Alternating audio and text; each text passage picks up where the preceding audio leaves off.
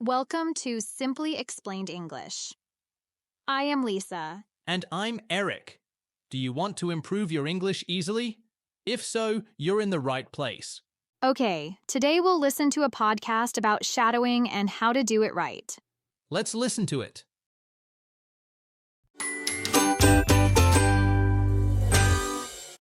Hello, everyone. Welcome back to our podcast.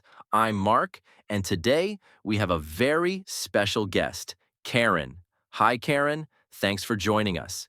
Hi, Mark. Thank you for having me. I'm excited to be here. We're thrilled to have you, Karen. Today, we're going to talk about something you mentioned in your recent video, the shadowing technique. So, what exactly is shadowing? Shadowing is a language practice where you repeat what you hear immediately after someone says it. Think of it like an echo. It's a powerful way to improve your English. Interesting. Why is shadowing so effective? It helps you develop intuition in English. You don't just learn logically, you also start feeling the rhythm, melody, and intonation. It's like music. When you sing along, you begin to understand deeper aspects naturally. Ah, I see. So, shadowing helps with more than just vocabulary? Exactly. It improves your listening, pronunciation, and speaking rhythm. You start noticing things like intonation, how your voice rises and falls, which is essential for natural English. Makes sense. Could you share a common mistake people make when shadowing? One big mistake is not having a clear goal or intention. Some learners just repeat words without paying attention to details like pronunciation, stress, or intonation. It's important to choose specific areas you want to improve. Could you give us an example, Karen? Of course. For instance, if you're working on vowel sounds, focus specifically on pairs like sheep versus ship. Notice when the speaker uses these sounds and echoes them carefully. This helps your brain recognize and produce these differences. So there are different ways to do shadowing, aren't there? Yeah, Could you walk us through the methods you described? sure. There are mainly two ways people do it. The first one is the on-the-go method I just mentioned. You play the audio and repeat what you hear just a split second after the speaker, without stopping the audio. You just keep going, following along as best as you can. This is great for practicing flow and rhythm when you can't focus 100%. Okay, like real-time echoing. What's the second method? The second method is more focused. For this, you ideally sit down somewhere quiet, maybe with the text, the script of what you're listening to. You play a short part, maybe just a few words or a short sentence. Then you pause the audio and then you repeat it. So, listen, pause, and repeat. Exactly. Listen, pause, repeat. This way gives you more time. You can really focus on the details, how a specific word sounds, or the intonation pattern. You can repeat that small chunk a few times if you want to get it right. This method is better for deep practice and really working on specific problem areas. So, one method is for general flow and practice anytime, and the second is for more detailed, focused work. Precisely. Both are valuable, just for different situations and goals. Now, in your video, you talked about a big mistake learners make. What is that common mistake people should avoid when they try shadowing? Yes, this is really important.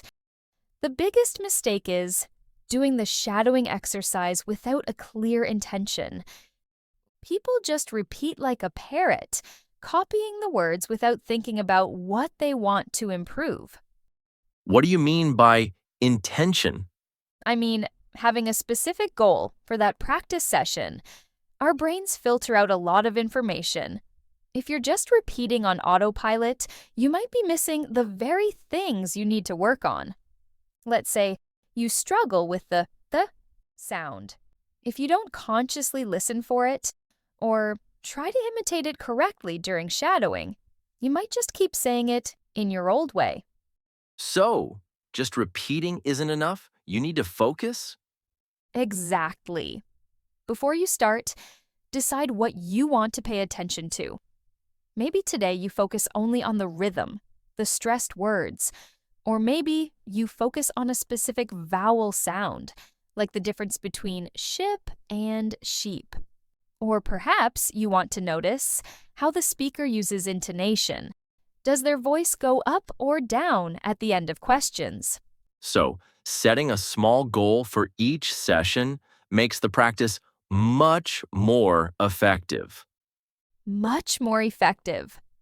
When you set an intention, like, today, I will listen for and copy the R sound, your brain knows what to look for. You notice it more, and you're more likely to try and imitate it correctly. This focused repetition is how you start to change old habits and build new, clearer pronunciation skills. It's about conscious practice, not just mindless repetition. That's a golden tip. Focus on one thing at a time. Okay, besides setting an intention, do you have other tips for listeners to really get the most out of their shadowing practice? How can they optimize it? As you said, Yes, a few more things can help. First, choose someone to shadow whose voice you really like.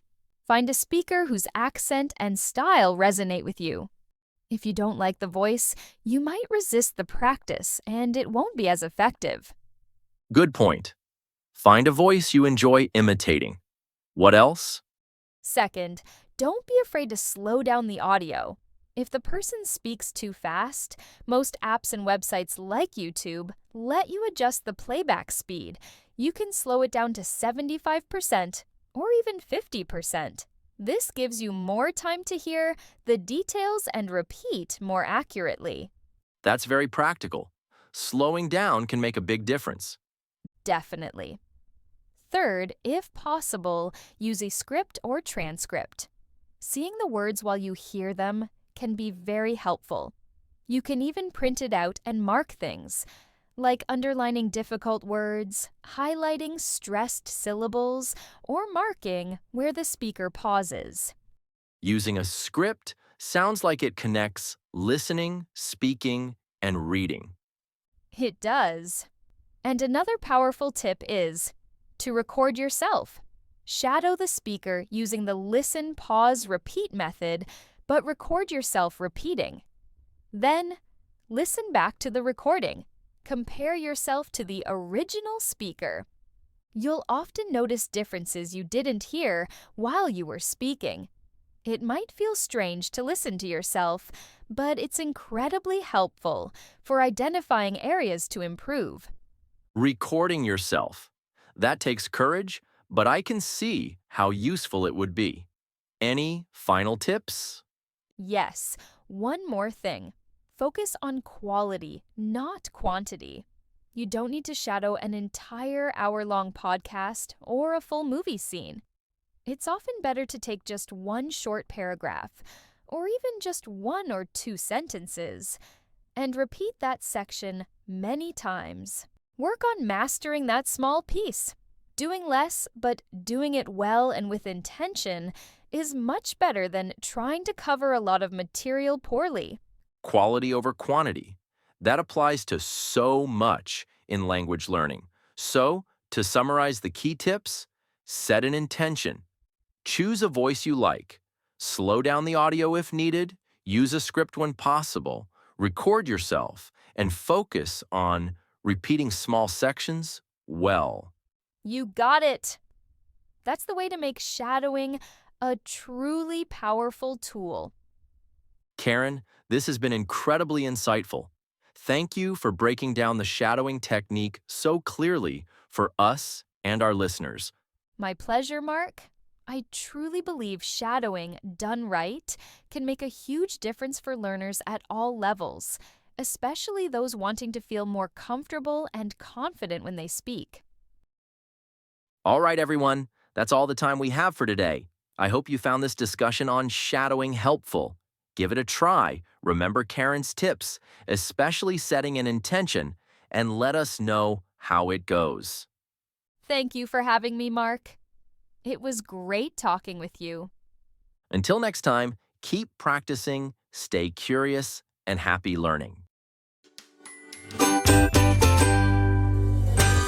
Wow, it was quite an effective podcast. What do you think, Eric? I liked it because we've mentioned shadowing many times in the previous podcasts. So this podcast is very useful for our followers to understand what it is exactly and how they should use it effectively. Absolutely, Eric. I hope they liked the podcast. I hope so, Lisa. All right, let's start our podcast. What are the words today, Eric? The first word today is aspect. Then we will continue with to resist and apply to something. Then walk somebody through something. And the final one is let's say. Let's start with the first word. The first word is aspect. Aspect. Aspect is a noun that refers to a particular part or feature of something. It's like one side or one part of a situation, problem, or idea. So when we talk about different aspects, we're talking about different parts of the same thing? Exactly. For example, there are many aspects to think when buying a house, such as location, price, and size. Each of those is one aspect of the decision. I see. So I could say, one aspect of learning English is vocabulary, but grammar is another important aspect. That's a perfect example, Lisa. We often use it when discussing complex topics that have multiple parts or viewpoints. Like, we need to look at all aspects of the problem before making a decision. Do we use any particular prepositions with this word? Good question. We often say aspects of something. For example, various aspects of modern life are influenced by technology. We also sometimes use in all aspects or in some aspects. And is it a formal or informal word? It's slightly more formal, so you'll hear it more often in academic or professional contexts, but it's still common enough in everyday conversation. Okay, well, we've explained the word aspect pretty well. Now, let's move on to our next word. The next word is to resist. To resist. To resist is a verb that means to stop yourself from doing something you want to do, or to fight against something or someone that's trying to control you. For example, you want something a lot, but you say, no, you are resisting it. Oh, like when there's chocolate cake on the table, but I say, no, I won't eat it. I'm trying to resist the cake. Exactly. Here's another example. I tried to resist eating the cookies, but they looked so good. This means the person didn't want to eat the cookies, but it was hard not to eat. Great! Here's another one. She tried to resist checking his phone during the meeting. This means she wanted to look at her phone, but she controlled herself and didn't do it. Good example, Lisa. And what about the other meaning, fighting against control? Okay, like the people resisted the new government rules means the people tried not to obey the rules. Or, some bacteria can resist antibiotics, means that antibiotics cannot be helpful against some bacteria. Are there any specific grammar rules we should know? Yes, when resist is followed by another verb, we use the ing form. For example, I couldn't resist buying those shoes, or she resisted telling him the truth. So never resist to do something? Right. Always resist doing something. Also, when we talk about resisting a thing or a person directly, we don't need any preposition. Just say resist temptation or resist pressure. Okay, got it. Shall we move on to the next word? Let's do that. The next word is apply to something. Apply to something. Apply to something means that a rule, idea, or situation is connected to or affects something. Oh, Like when a rule applies to everyone? Exactly. For example, this rule applies to all students. It means all students must follow this rule. So it's not about asking for something. It's more like saying something is true for that situation. That's right. Here's another one. The new price only applies to online orders. So in that case, people in the store wouldn't get the new price. Yes, Lisa. The new price is for online orders only. I see. So how do we use it in a sentence? Always apply to something? Yes. After apply, we usually say to, and then the thing it affects. Like, these rules don't apply to children. Or that law applied to big cities, not small towns. Yes, Lisa. It means that the law was for big cities, not small towns. What about the verb form? Do we say it's applying to me? Not really. That sounds a bit strange. We usually say it in the present simple, applies to, or past simple, applied to, because we're talking about general facts or situations. Got it. So, this doesn't apply to me, or that rule applied to me last year. Okay, well, I think now our followers understand the phrase apply to something better. Now, let's move on to our next phrase. The next word is walk someone through. Walk someone through. Walk someone through is a phrasal verb that means to explain something to someone very carefully, step by step. Like showing them how to do something slowly and clearly? Exactly. Imagine your friend doesn't know how to use a new coffee machine. You could say, "Don't worry, I'll walk you through it." It means I'll explain or show how to use the coffee machine in detail. Okay, so you explain each step, like first press this button, then put the coffee here. Perfect, Lisa. Or maybe at work, your boss asks you to explain a report to a new colleague. You will walk them through the main points. Okay, could I say, my teacher walked me through the difficult homework assignment? Yes, that's a great way to use it. You see, we usually say, walk someone through something. Something tells us what you are explaining. So, walk me through the process, walk him through the instructions, walk her through the recipe.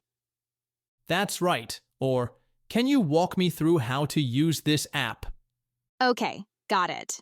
Well, we've reached the last word today. What is the last word, Eric?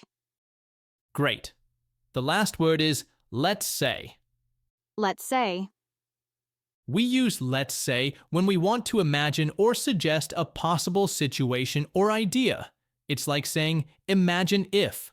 Okay. So it's for talking about possibilities. Exactly.